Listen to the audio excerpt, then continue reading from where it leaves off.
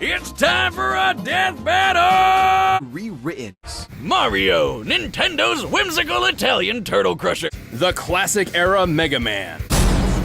He's super tough, super quick, and really, really strong. He can jump several times his own height, smash tanks to bits with his butt, and toss Bowser around as if he's a featherweight. And if his strength doesn't cut it, Mario has plenty of extra weapons and powers on hand. He can already shatter brick with his bare fists, but when he needs the power to break down the toughest walls, he busts out the Ultra Hammer. The Ultra Hammer, combined with Mario's mighty swing, can break through practically any material. And he's got a ton of awesome power-ups, like that spicy fire flower. Actually, while Mario used to need this flower, he has since learned how to use pyrokinesis without it. Well, the ice flower lets him freeze enemies, the Lucky Bell turns him into a kitty cat, and the Super Mushroom gives him a power boost and increases his size. With his frog suit, his swimming ability increases dramatically. With the Double Cherry, he can create clones of himself with no power decrease. With the stopwatch, he can freeze time.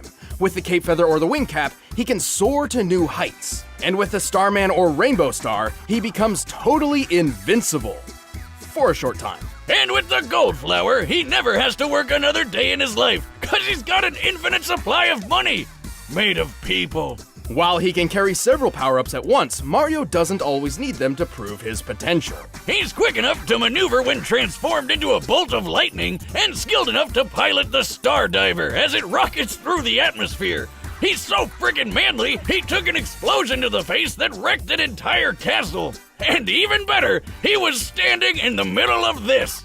Based on a standard tennis court's measurements, we can determine the blast of this fireball covered a radius of over 2,000 feet. To reach this distance, the blast must have had an explosive yield of over 2.4 megatons. Also, he can throw a baseball so fast it overloaded this speed gun, implying it was launched over 999 miles per hour. In the Mario World cartoon, he hurled a dinosaur out of orbit. Assuming this creature is of similar size and weight to a Tyrannosaurus Rex, this feat would require a force of over 135 tons of TNT. Take a look at this chain chomp. It's actually made up of solid gold. Gold is ridiculously heavy.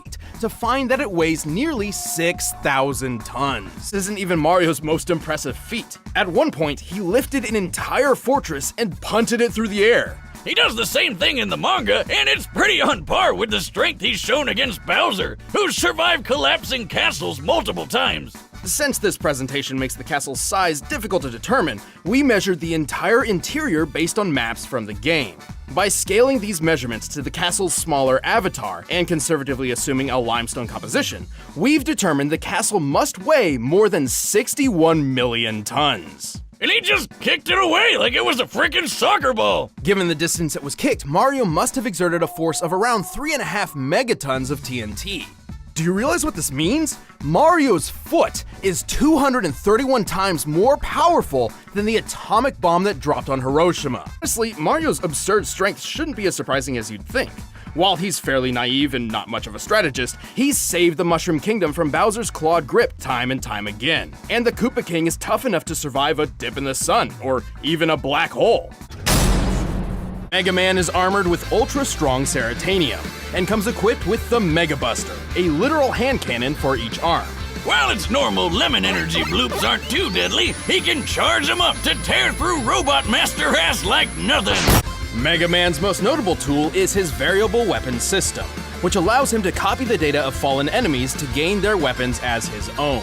So now he can cut you down with the metal blade, light you up with the napalm bomb, and burn you alive with atomic fire, which is twice as hot as the surface of the sun. He's basically got a tool for every occasion. Sure, he can shield himself with the Skull Barrier, reflect projectiles with the Mirror Buster, bypass armor with the Centaur Flash, stop time with the Time Stopper, and create localized singularities with the Black Hole Bomb.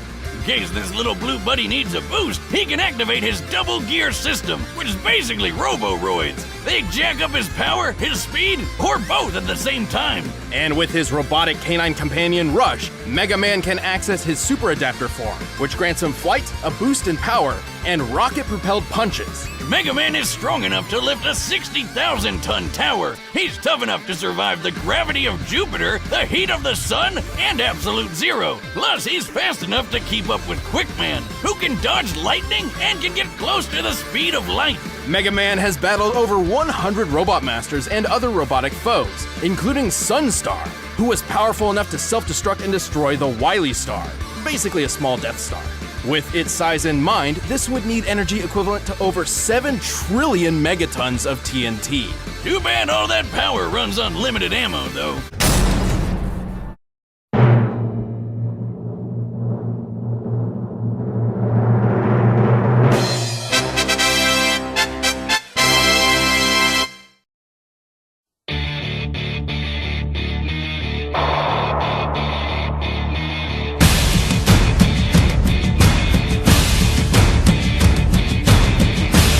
Yes and no. While Mario obviously couldn't match Sonic's relativistic top-running speeds, he's moved efficiently as a bolt of electricity and piloted the Star Diver. Based on our calculations, this puts him at the same level as Sonic's own reactionary feats. He's fast enough to keep up with Quickman, who can dodge lightning and can get close to the speed of light.